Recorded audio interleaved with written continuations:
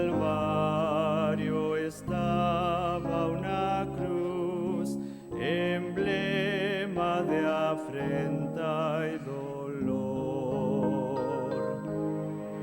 Y yo amo esa cruz, donde murió mi Jesús por salvar al más vil pecador.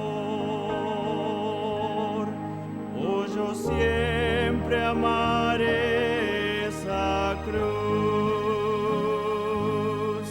en sus triunfos mi gloria será. Y algún día en vez de una cruz, mi corona Jesús me dará.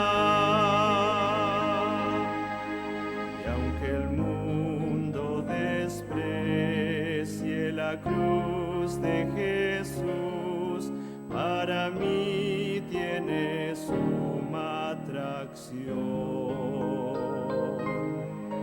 pues en ella llevo el Cordero de Dios, de mi alma la condenación.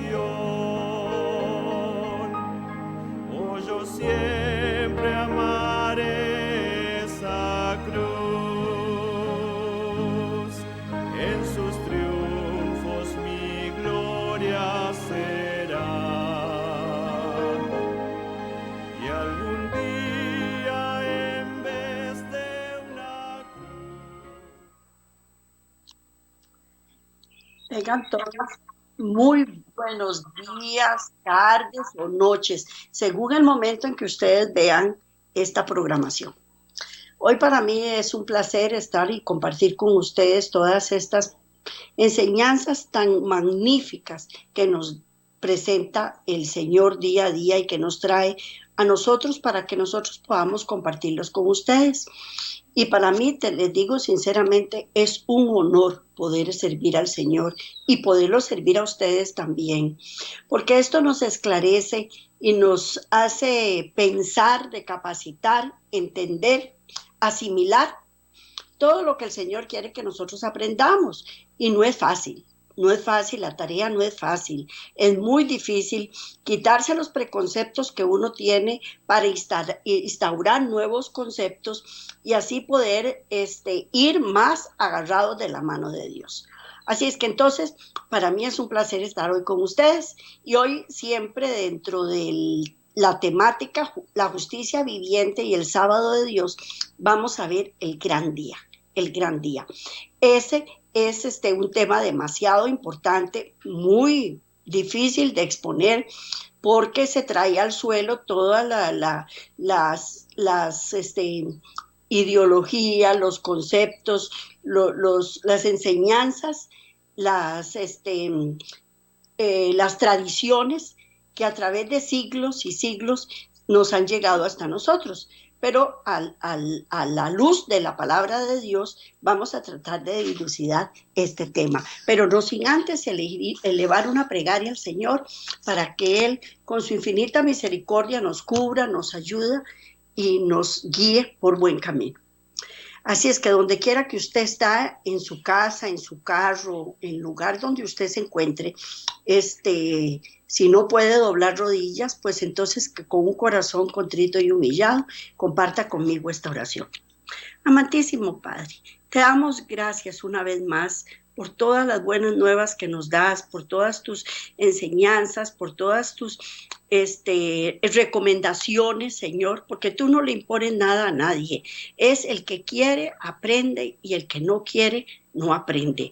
El que quiere derrumba todas las murallas que nos separan de ti, y el que no quiere las sigue manteniendo, porque eres un Dios de libertad, un Dios amante que nos permite y nos da libre albedrío para que nosotros podamos tomar la decisión correcta de seguirte a ti.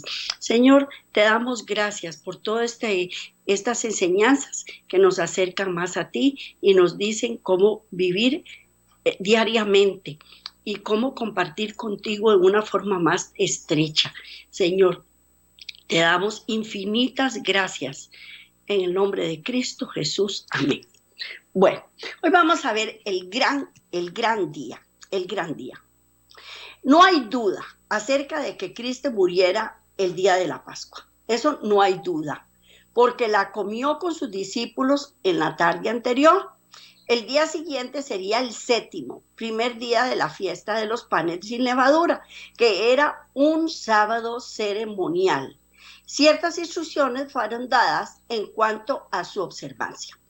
Bueno, para continuar también quiero decirles que esta es un seguimiento del tema anterior que se llama 3 días y 3 noches, para que los busquen en YouTube y puedan tener el seguimiento que se les está dando, porque era un tema bastante largo y no podía darlo en un solo programa. Bueno, vamos a leer Levíticos 23 del 6 al 7. Vamos a leer. Y a los 15 días de este mes, en la fiesta solemne de los panes sin levadura, Jehová, 6 días comerás panes sin levadura. El primer día tendréis santa convocación, ningún trabajo de siervo haréis. Prosigo, Números 28, del 17 al 18. Y a los 15 días de este mes, la fiesta solemne, por 7 días se comerán panes sin levadura. El primer día será de santa convocación y ninguna obra en ella haréis. Estas son 2 enseñanzas que nos deja el Señor en su santa palabra. Este día no caía todos los años el mismo día de la semana, no caía.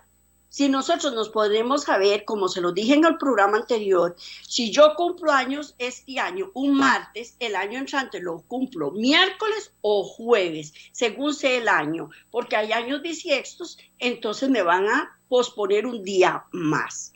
Pues igual pasaba con estas fechas, que eran de suma importancia, pero no todo caía todos los años el mismo día de la semana, porque estaba sujeto a la fecha del calendario. Por lo tanto, al transcurrir los años, era celebrada en cada día de la semana sucesivamente. Alrededor de cada 7 años volvía y coincidía con el séptimo día. Volvía a coincidir en el séptimo día, que era el sábado, lo cual significaba que ambos, el sábado ceremonial y el sábado semana, ocurrían en el mismo día. Y cuando esto sucedía se llamaba el gran día, porque se unía el día sábado con el día de santa convocación. Y como Cristo, yo les he dicho a ustedes que es Él tiene cronometrado el tiempo y Él es completamente, no falla, porque Él es Él. Él es sabio. Él hace todas las cosas perfectas. Él es perfecto. Y entonces ocurrió el mismo día. Si Cristo murió en ambos, el día de la Pascua y el 6º día de la semana, el día siguiente habría sido un sábado semanal o un sábado ceremonial. Por lo tanto, sería el gran día y podría ser esperado que hubiese un testimonio bíblico para este efecto. Así que está escrito. Vamos a ver qué nos dice el Señor y vamos a leer Juan 19:31. Juan 19:31. Dice: entonces los judíos, por cuanto era víspera de la Pascua, a fin de que los cuerpos no quedasen en la cruz en el día de reposo, pues aquel día de reposo era de gran solemnidad, rogaron a Pilato que le quebrase las piernas y fuesen quitados de allí. Aquí nos está demostrando esta palabra que iba a coincidir ese día con el día de reposo, que era un día de gran solemnidad. Y por eso se le pidió a Pilato que le quebrase las piernas. Esto comprueba, más allá de discusión, que el día siguiente de la crucifixión de Cristo era, de hecho, el gran día, que había de ser un sábado semanal como ceremonial también. Muchos confunden porque Shabbat significa también un día de fiesta. Entonces, confunden sábado semanal, por decirlo así, con un sábado ceremonial. Pero ese día coincidieron los dos. ¿Qué nos decía? Ningún trabajo de siervo haréis. Dice, una importante distinción más entre los sábados regulares y ceremoniales se halla en que mientras el sábado del séptimo día ninguna obra era permitida, en los días típicos solo se le prohibía hacer obra de siervos. Compárese el registro a la ley dado con relación a un contraste con el otro. Y vamos a leer Éxodo 20:10 y Levítico 23:3. Y Levítico 23:3. Vamos a leerlos. Éxodo 20:10. Mas el séptimo día de reposo para Jehová tu Dios, no hagas en él obra alguna, ni tu hijo, ni tu hija, ni tu siervo, ni tu criada, ni tu bestia, ni tu extranjero que está dentro de tus puertas. Ese es el día séptimo, sábado, común y corriente, ¿verdad? Ahora vamos a leer Levíticos 23:3. Nada más, ahorita leemos estas otras citas que están aquí. 6 días se trabajará, mas el séptimo día será de reposo. Santa convocación, ningún trabajo haréis. Día de reposo es de Jehová en donde quiera que habitéis. Bueno, ese es el día sábado. Dice, la diferencia entre la forma en que estos diferentes sábados habían de ser observados. Eran diferentes en los sábados, ¿verdad? Llegaron a ser importantes a la luz de la conducta de los seguidores de Cristo en el día cuando descansó en la tumba. Vamos a ver cuáles fueron las instrucciones que los dio. La instrucción con relación al primer día de fiesta de los panes y levadura dice, ningún trabajo de siervo haréis. Y esto lo vamos a encontrar en el capítulo 23, versículo 7, que dice así, el primer día tendréis santa convocación, ningún trabajo de obra haréis. Y el 21 nos dice, 23-21, y convocaréis en este mismo día santa convocación. Ningún trabajo de siervo haréis, estatuto perpetuo en donde quiera que habitéis por vuestras generaciones. Por vuestras generaciones.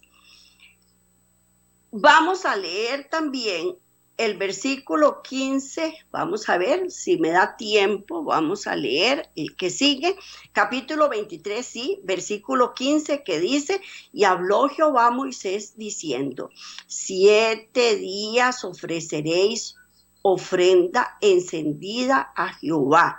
El 8º día tendréis santa convocación y ofreceréis ofrenda encendida a Jehová. Es fiesta. Ningún trabajo de siervo haréis. Ningún trabajo de siervo haréis. Solamente el gran día de la expiación se les prohibía hacer toda clase de obra. Las diferencias entre la forma es que estos diferentes sábados habían de ser observados y llegaron a ser importantes a la luz de la conducta de los seguidores de Cristo en el día cuando descansó en la tumba. Las mujeres siguieron el cuerpo de Cristo hasta el sepulcro y regresaron al hogar disponiendo de tiempo suficiente para preparar especies y ungüentos antes de la puesta del sol y descansaron el sábado. Dios no se va a contradecir. Dios no se va a contradecir. Y recordemos que el viernes es el día de preparación para el sábado. Y él no iba a morir a las 6 de la tarde para que las mujeres después tuvieran que ir a sus casas a hacer los preparativos para el día siguiente. No, él en eso, hasta en eso, lo cumplió a cabalidad. Y las mujeres que con él habían venido de Galilea siguieron también el sepulcro y vieron al sepulcro. Bueno, vamos a leer Lucas 23, del 55 al 56. Vamos a leerlo. Dice así: y las mujeres que habían venido con él desde Galilea siguieron también y vieron el sepulcro y cómo fue puesto su cuerpo. Y vueltas prepararon especies aromáticas y ungüentos y descansaron, ¿cuándo? El día de reposo, ¿conforme a qué? Conforme al mandamiento. Dios no iba a hacer que ellas infringieran la ley. ¿Por qué? Porque Cristo vino a cumplir la ley. Él vino a cumplir la ley. Y si Él nos está enseñando que Él cumplió la ley, nosotros debemos también cumplir la ley. Y Él no iba a ser tan inconsecuente de poner a las mujeres en carreras o hacerlas piedra de tropiezo para no cumplir con sus santos mandamientos. El mandamiento estipulado en este versículo es relacionado con la observancia del sábado o séptimo día, o aquel que comprende el sábado ceremonial. Si ellas estuvieran observando el primero, no habrían trabajado en ese día sábado. Si ellas hubieran tenido que hacer todos esos preparativos el día sábado, no los hubieran hecho. Y no habrían venido a la tumba y ungido el cuerpo de Jesús, sino que habrían esperado hasta que el día terminara y el primer día de la semana comenzara. Bueno, naveguemos un poquito. Supongamos que Cristo murió el jueves, como muchos lo dicen. Murió el jueves, el viernes fue enterrado en la tumba, entonces las mujeres iban a preparar el sábado todo ese montón de cosas. No lo iban a preparar. Iba a resucitar hasta el domingo. Entonces, ni tampoco ellas podían preparar eso el viernes, porque eso se hubiera podido aplicar hasta el domingo. Entonces ellas se volvieron para su casa tarde, y ahí sí, porque es el día de preparación. Es el día de preparación, que ellas tenían que hacer todas estas cosas. Por otra parte, embalsamar un cuerpo no era una obra de siervo. No. Ellos podían y harían esto en el sábado ceremonial. Por lo tanto, el hecho de que ellas no hicieran ninguna obra en ese sábado particular, conforme al mandamiento, comprueba fuera de toda duda que era el séptimo día, que era un día sábado. Era un día sábado. En eso no hay ninguna duda. Y figúrense, bueno, les voy a contar una anécdota. Yo estuve en el Colegio Superior de Señoritas y tenía muchas compañeras que eran israelitas.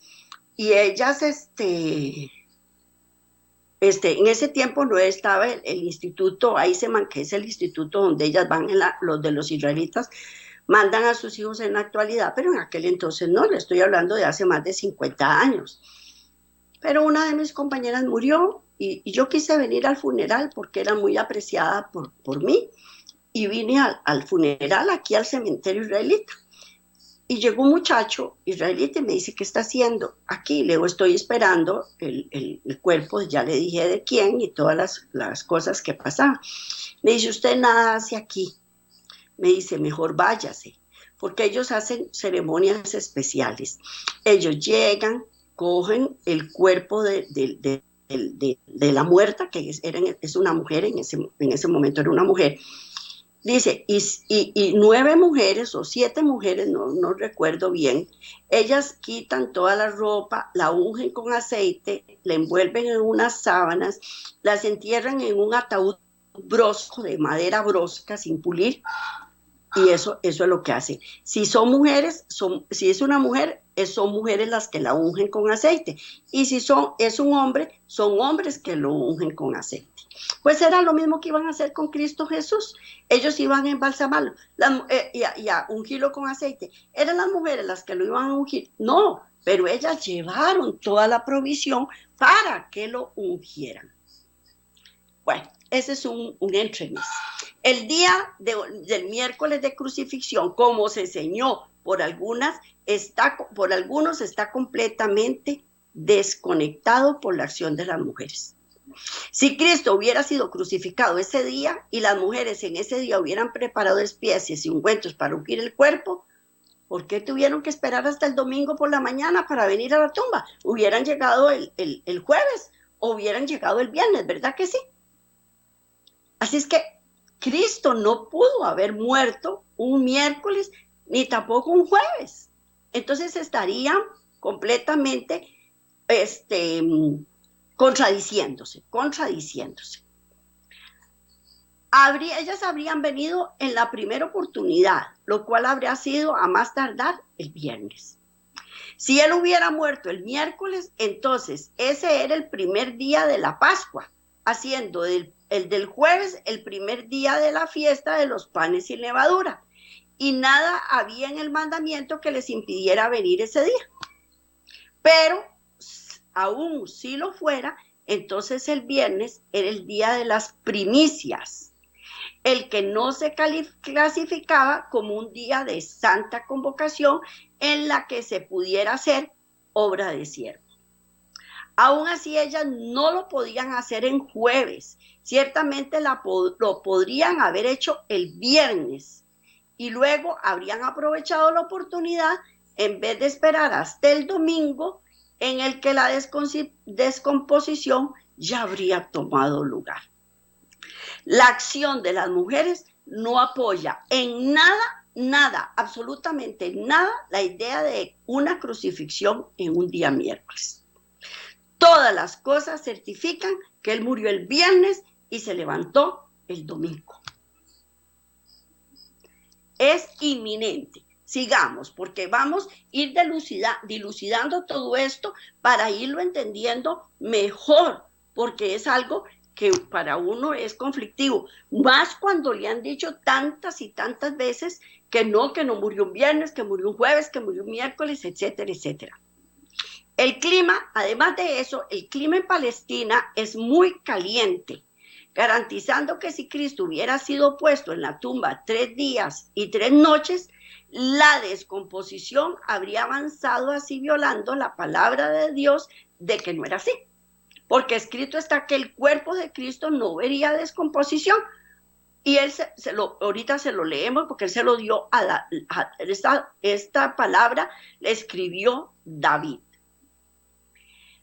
Pedro, señalando el hecho de que Cristo, habiéndose levantado tan rápidamente después de su muerte, excluyendo la posibilidad de putrefacción de su cuerpo sufriente, era prueba de que él era el Mesías. El Todopoderoso, por medio de David, había registrado la promesa de que el cuerpo de Cristo no se deterioraría, como es el caso con los que no experimentan una rápida resurrección.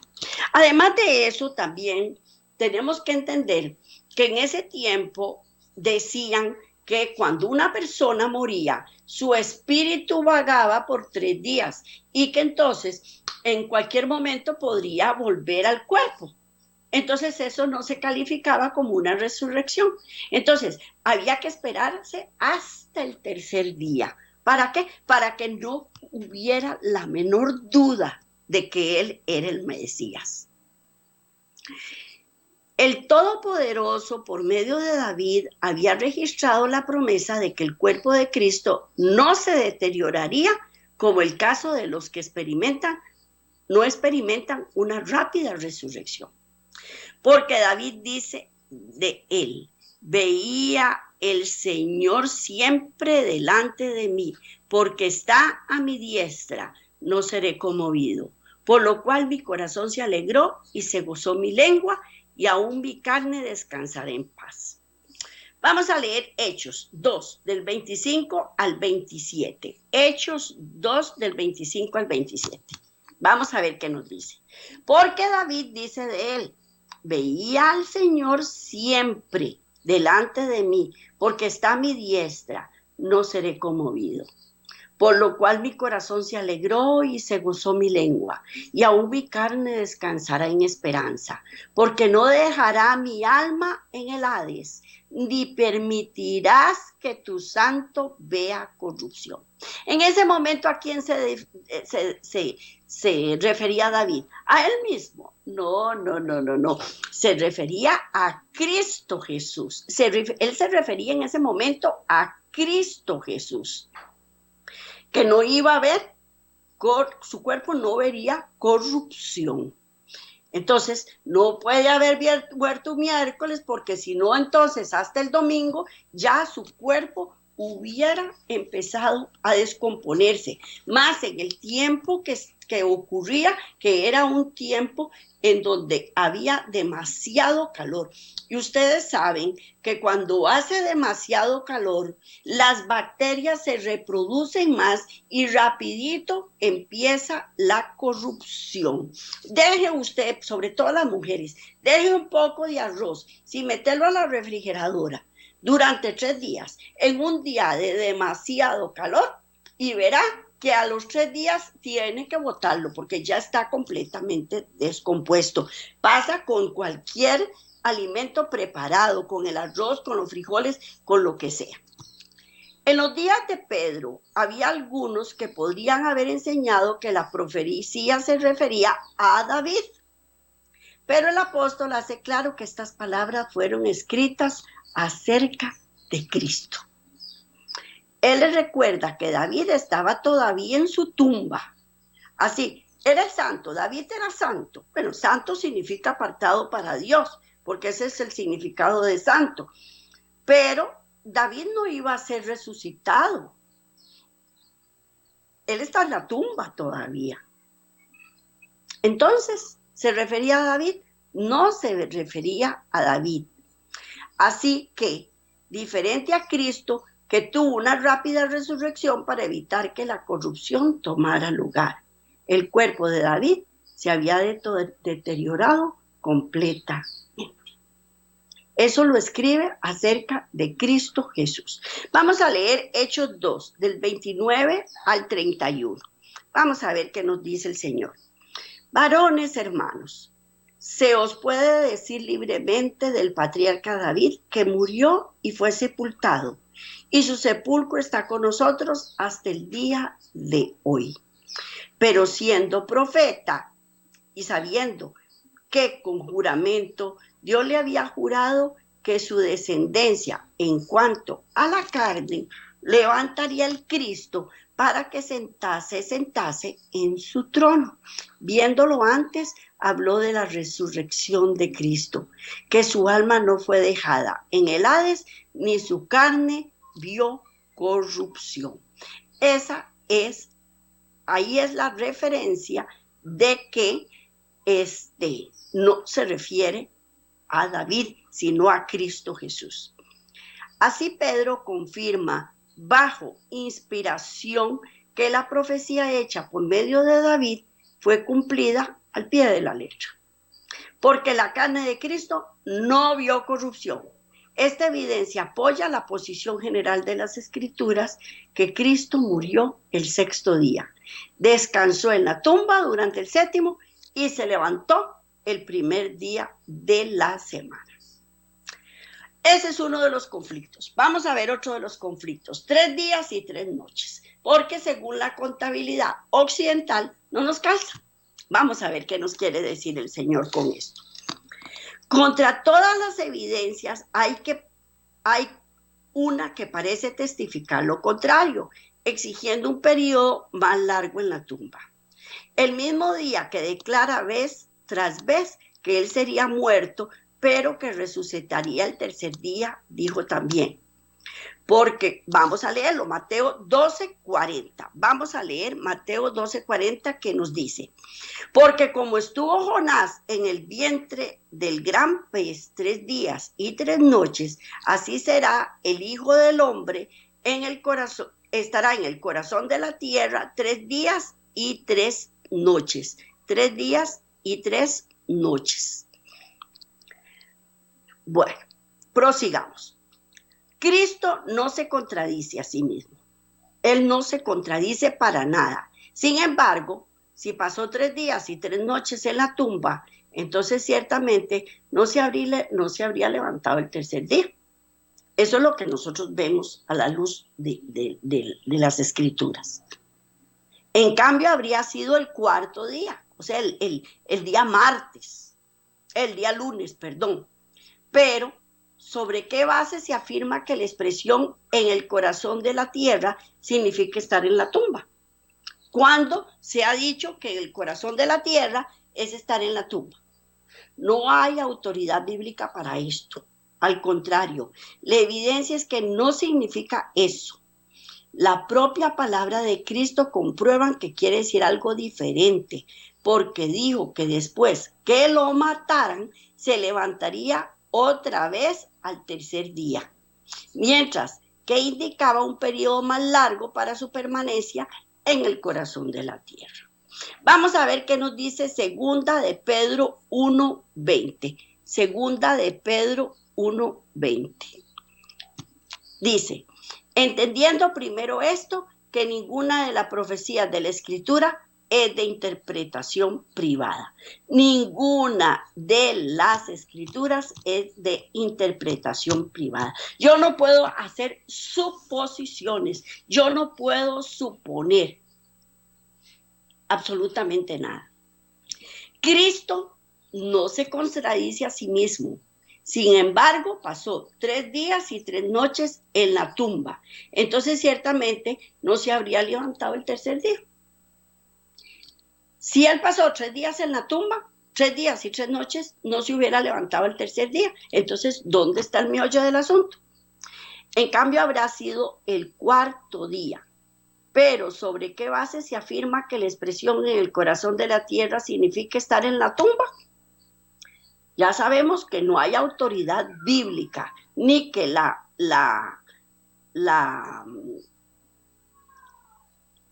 palabra de Dios es de interpretación privada. La Biblia debe ser su propio diccionario. En alguna parte de estas páginas existe una declaración paralela o explicación, la cual abre el misterio del difícil pasaje bajo consideración. Vamos a ver, el Antiguo Testamento, el rollo del libro. Hay una profecía que predijo la experiencia de Cristo cuando Él estuvo en el corazón de la tierra y se halla en el Salmo 40. Que dicho sea de paso, no se los puedo leer todo aquí, ustedes tienen que estudiarlo. No puede haber duda que esta es una profecía de Cristo, porque Pablo la trata como tal, citándola. Vamos a leer Hebreos 10, del 5 al 7. Dice: por lo cual entrando en el mundo dice, sacrificio y ofrenda no quisiste, mas me preparaste cuerpo. Holocausto y expiaciones por el pecado no te agradaron.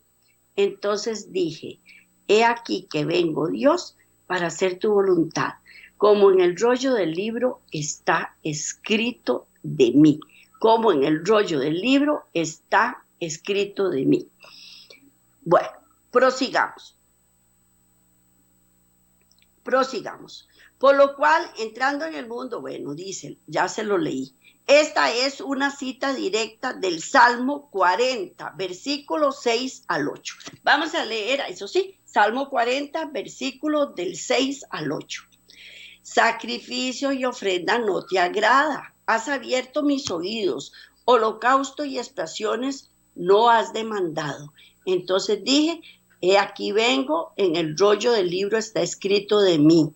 El hacer tu voluntad, Dios mío, me ha agradado, y tu ley está en medio de mi corazón. En medio de mi corazón. Vamos a leer ahora también el Salmo 40, versículo 1 y 3.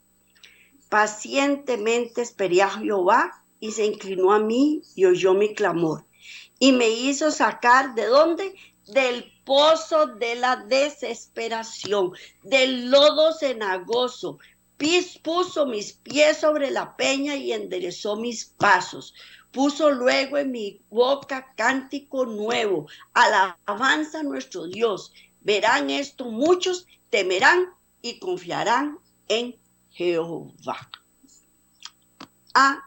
Entonces puede entenderse el corazón de la tierra como el pozo de la desesperación y el lodo cenagoso. También, ¿verdad que sí? Se puede entender así. Bueno, prosigamos. Esto describe una experiencia a través de la cual el Salvador pasó un tiempo durante su vida en esta tierra. No se intenta transmitir la idea de que él pasó un periodo sumido en un pozo literal, cuya profundidad era cenagosa. El lenguaje es obviamente figurativo o simbólico. El pozo, la peña y el lodo representan elementos espirituales. En la Biblia, el abismo se describe como un hoyo en el suelo y se refiere a la tumba e ilustra también las profundidades en que el pecado nos ha degradado. Por lo tanto, en este último sentido, es un símbolo de pecado. El modo de estar en el abismo es vivir agobiado por una abrumadora carga de pecado. Entonces les pregunto yo ahora, ¿tuvo Cristo una carga abrumadora de pecado o no la tuvo? Imagínense, yo, María Elena, tengo pecados, cometí N pecados, pero yo no cargo los pecados de todo el mundo, ¿verdad que no? Solo cargo los míos, nada más los míos. Ahora imagínense, Cristo que cargó todos nuestros pecados, los suyos, los míos, los del vecino, los del borrachito de la esquina, los del drogadicto, los de la prostituta, los del ladrón, los del asesino, etcétera, etcétera, etcétera. ¿Cómo se sintió él? ¿Tenía una carga abrumadora de pecado o no la tenía? Bueno, entonces ahora yo me pregunto, ¿a partir de cuándo él cargó todos esos pecados? ¿Los cargó desde que vino a esta tierra o los cargó antes de morir? ¿Cuándo fue que los cargó? No lo sé. Es imposible que escapemos por nosotros mismos del foso del pecado en que estamos sumidos. El universo verá a través del ministerio de Cristo la especie caída, levantada desde el abismo, de la ruina en que el pecado la ha sumido. Eso sí lo podemos certificar, de que yo estoy en el lodo cenagoso, en el abismo, y que el único que me puede sacar de ahí es Cristo Jesús. Que mi carga de pecado, el único que me la puede quitar es Cristo Jesús. Que mis pecados, el único que me los puede quitar es Cristo Jesús. Yo, María Elena, por mí misma no me los puedo quitar. Y eso fue lo que él vino a hacer, cargar con nuestros pecados. Cristo puede sacar a los pecadores del abismo de degradación y ponerlos donde serán reconocidos como hijos de Dios, herederos con Cristo de una inmortal herencia.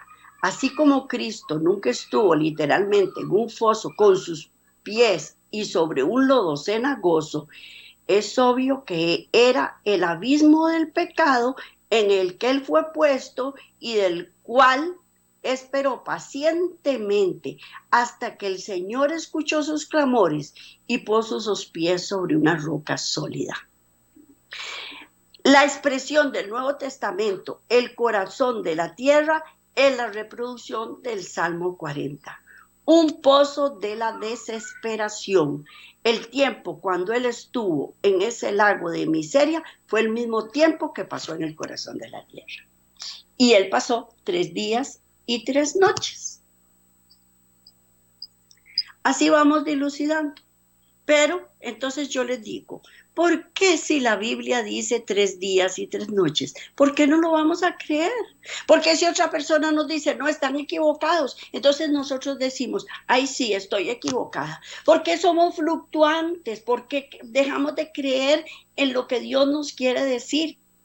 ¿Estamos firmes en nuestra fe o no estamos firmes en nuestra fe? Porque si estamos firmes en nuestra fe y Cristo dijo que iba a resucitar al tercer día, ¿por qué no lo puedo creer? Tengo que creerle. ¿Ah? Bueno, pues algunos pueden protestar que Jesús nunca estuvo en el lago de pecado como nosotros los seres humanos y por lo tanto nunca necesitó ser sacado de allí. Pero esto es entender mal la profundidad de su condescendencia y el grado de su identificación con el hombre caído. Por favor, si Él cargó con mis pecados, ¿cómo voy a decir yo que Él nunca estuvo en el lago de pecado? O en un lago cenagoso. Claro que sí lo estuvo. Si hay momentos en que mis pecados son tan onerosos para mí que ya no los soporto. Y por eso es que ando siguiendo a Cristo, porque ya no soportaba mi vana manera de vivir. Y por eso lo buscamos y por eso lo seguimos. Entonces, ¿por qué vamos a dudar? La única diferencia entre Él y nosotros son que nos hallamos en un abismo de nuestra propia invención. Estoy ahí porque yo quise, porque María Elena decidió pecar. Y ya no aguanto más el fango que me llega hasta la cabeza. Y la suciedad por mis pecados, ya no la soporto. Pero Cristo no, Él no pecó. Él tomó mis pecados y los de toda la humanidad. Esa es la gran diferencia. Pero mientras ellos eran su pecado, Cristo los llevó tan plenamente que sintió las tinieblas y horror de ellos mismos como si fueran los suyos propios. Por eso le digo, yo le puedo asumir a Cristo 10, digamos, por decir un número, 10 pecados. Pero 10 míos, 10 de fulano, cetano, mengano y perencejo. ¿Cuántos van sumando ya? Van 50 y ahí sí sucesivamente. Bueno, en este momento, ¿cuántos habitantes sobramos sobre la tierra?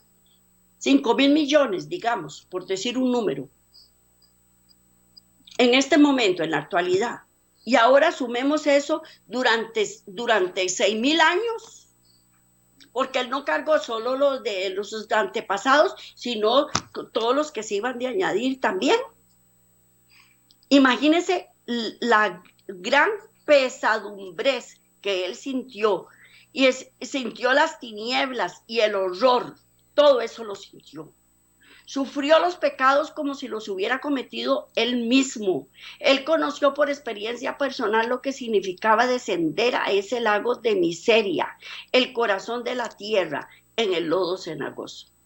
Bueno, ahora también yo les pregunto, imagínense que usted es dueño de una casa y la tiene impecablemente limpia. Todo está en su lugar, todo está sacudido, todo está perfectamente limpio. Y un momento a otro, alguien le dice, no, ya usted no va a vivir más ahí, ahora se va a vivir aquel tuburito que está ya en aquel lugar, que está sucio, lleno de ratas, malolientes, letrina, etcétera, etcétera, etcétera, etcétera. ¿Usted va a querer ir a vivir ahí?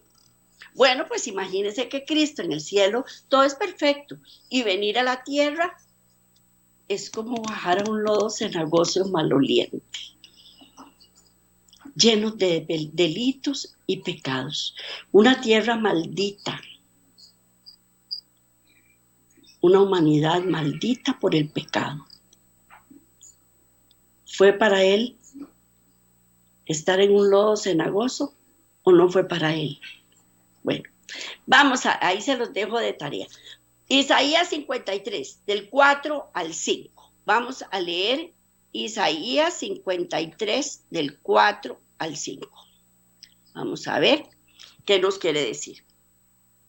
Ciertamente Él llevó nuestras enfermedades y sufrió nuestros dolores, y nosotros le tuvimos por azotado, por herido de Dios y abatido. Mas él herido fue por nuestras rebeliones, molido por nuestros pecados. El castigo de nuestra paz fue sobre él, y por sus llagas fuimos nosotros curados. ¿Lo dice o no lo dice? Claro que fue por nosotros. ¿Estaba en un pozo cenagoso? Sí. ¿Tenía toda la carga de pecados? También. Semejante a los pecadores con los que vino a identificarse tan plenamente, fue incapaz de salvarse a sí mismo de ese lago, del corazón de la tierra. Él tuvo que clamar a su Padre para que lo salvara y luego esperar pacientemente hasta que tal salvación pudiera ser efectuada como todo pecador debe hacerlo. Él clamó y esperó. Así es como tenemos que hacerlo, clamar y esperar. Como está escrito, vamos a leer otra vez el Salmo 40 del 1 al 3. Vamos a volverlo a leer porque es muy importante.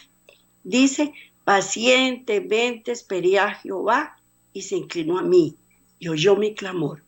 Y me hizo sacar del pozo de la desesperación, del lodo cenagoso, puso mis pies sobre la peña y enderezó mis pasos. Puso luego en mi boca cántico nuevo, alabanza a nuestro Dios. Y verán esto muchos y temerán y confiarán en Jehová. Eso ahí nos los está confirmando. De igual manera, Pablo testifica de la experiencia de Cristo cuando desde el pozo clamó a Dios para que lo salvara. Y Cristo, vamos a leer Hebreos 5:7. Hebreos 5:7 que dice, y Cristo en los días de la carne, ofreciendo ruegos y súplicas con gran clamor y lágrimas al que le podía librar de la muerte, fue huido a causa de ¿qué? De su temor reverente. Acerca de su temor reverente.